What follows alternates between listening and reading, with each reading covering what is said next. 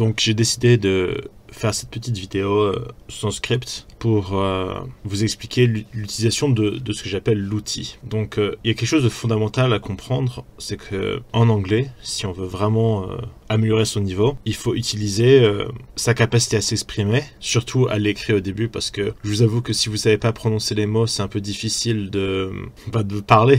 Donc en fait, au début, je vous conseille d'écrire. La question c'est comment est-ce qu'on écrit au début. Donc vous pouvez constater que sur ma chaîne, il y a des vidéos comme la conjugaison complète de l'anglais et la conjugaison avancée de l'anglais. Et je pense que ces vidéos-là, en combinaison avec poser des questions en anglais, je pense que toutes ces vidéos, en fait, elles sont plutôt bien pour tout ce qui est apprendre les règles du jeu. Parce que c'est un peu comme quand vous jouez à un jeu de société. Si vous connaissez pas les règles du jeu, vous n'allez pas savoir comment jouer et vous n'allez pas avoir un bon moment. Ça va être chiant. Les autres gens vont jouer des choses que vous comprenez pas et vous allez perdre. Donc ces vidéos-là, c'est surtout pour établir ce que vous avez le droit de faire en anglais, comment ça marche. Mais en fait, il y a ce que j'appelle, en plus des règles, il y a aussi un peu les cartes, les jetons, les choses que vous pouvez jouer. Et pour ça, en fait, il faut utiliser ce que j'appelle l'outil. Donc l'outil, c'est un ensemble de documents qui permet...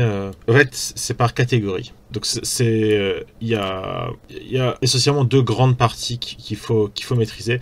C'est que dans une langue, il y a des mots qui sont utilisés beaucoup plus que les autres. Par exemple, il y a... D'ailleurs, là vous allez voir à l'écran, il y aura l'outil qui va s'afficher. Il y a ce que j'appelle A. A, c'est les pronoms personnels en anglais, les pronoms réfléchis, les articles possessifs, les objets possessifs, les pronoms objets et les trois auxiliaires be, have et do. Mais ça, c'est des choses qu'on utilise quasiment dans toutes les phrases, puisque si vous vous souvenez, l'anglais est une langue auxiliaire. Et si vous n'avez pas d'auxiliaire, vous pouvez pas vraiment utiliser de l'anglais du tout. Donc après, qu'est-ce qu'il y a d'autre dans l'outil? Parce que moi, je vous conseille quand vous écrivez, surtout au début, quand vous manquez un peu de confiance, quand vous manquez un peu d'habitude. Parce que une fois que vous avez pris l'habitude, vous avez plus besoin de l'outil. Après, il y a B, qui sont les modos. En fait, c'est ce que j'ai expliqué dans la vidéo, la conjugaison de l'anglais. Les modos, ce sont vous les mettez devant les verbes et ça exprime des modes d'expression. Et en fait, les modes, c'est quand vous parlez de choses qui sont pas des actions. Par exemple, il y a devoir, pouvoir, le futur et le conditionnel. On peut voir, c'est amusant, il y a les expressions au présent, ça c'est les mots que vous devez utiliser au présent, puis il y a les expressions générales, que vous pouvez utiliser à tous les temps, à condition de correctement conjuguer le verbe. Et après, il y a les expressions au passé. Après, il y a quoi d'autre? En fait, dans la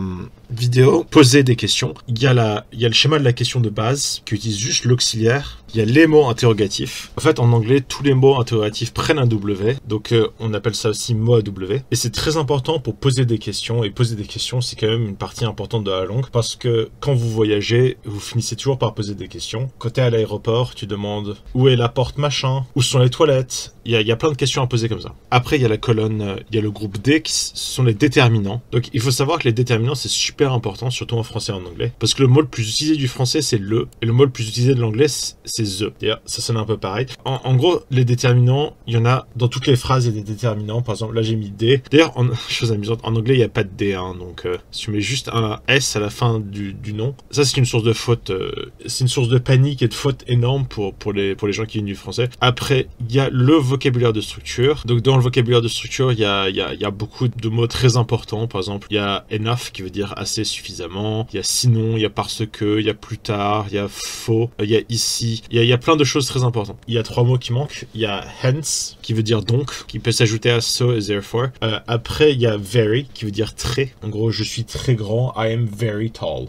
On voit que very, c'est très utile. Et finalement, il y a there plus be, qui veut dire il y a. En fait, il faut conjuguer be selon le nombre de choses qu'il y a. Après, qu'est-ce qu'il y a d'autre dans la dernière chose, c'est F et G. F, c'est le top 25 des verbes. Ça, c'est vraiment les verbes. Si vous les connaissez pas, je sais pas comment vous pouvez parler anglais. Donc, en fait, moi, je vous encourage à, quand vous voyez le verbe pour la première fois, vous écrivez sa traduction en face de lui en anglais. Comme ça, après, quand vous cherchez dans la liste, de cette liste-là, rapidement, vous trouvez le verbe. Après, il y a les adjectifs. Ça, il faut les connaître aussi. Hein. Ça, c'est vraiment les top 25 verbes et adjectifs. Si vous les connaissez pas, comment dire, c'est impossible de s'exprimer. Donc là, l'autre partie de l'outil qu'il faut vraiment connaître, c'est ça fait G et après il y a I. Et I, en fait, c'est la liste complète des verbes irréguliers en anglais. Mais l'exception que je dirais, c'est que contrairement à beaucoup de listes de verbes irréguliers, la mienne, elle est faite pour s'exprimer. Donc, au lieu d'avoir des verbes en anglais que vous comprenez pas et puis liste de verbes en français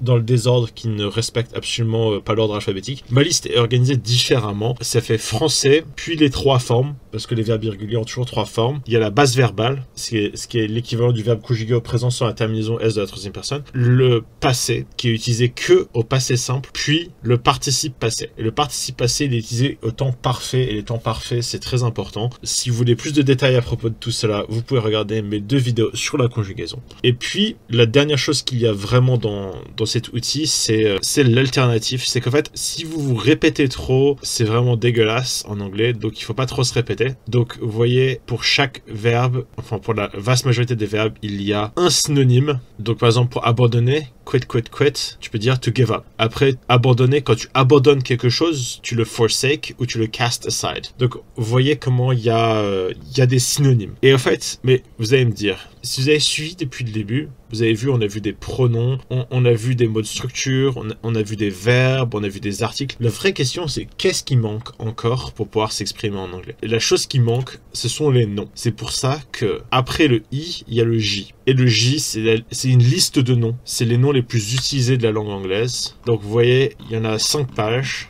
Ça va de A à Y. Et en fait, l'idéal, c'est de chercher un par un les noms, de savoir ce qu'ils veulent dire en français. Et comme ça, après, vous pouvez juste prendre les noms, les verbes et l'outil. Et après, vous pouvez juste vous exprimer dans la langue anglaise. Vous pouvez même faire des phrases plutôt sophistiquées, à condition, bien sûr, de connaître les règles du jeu, parce que ça ne se devine pas. Et je crois que c'est bon pour aujourd'hui. Hein. Donc, allez, au revoir. Et s'il y a la moindre question, n'hésitez pas à me la mettre dans les commentaires. Et à bientôt.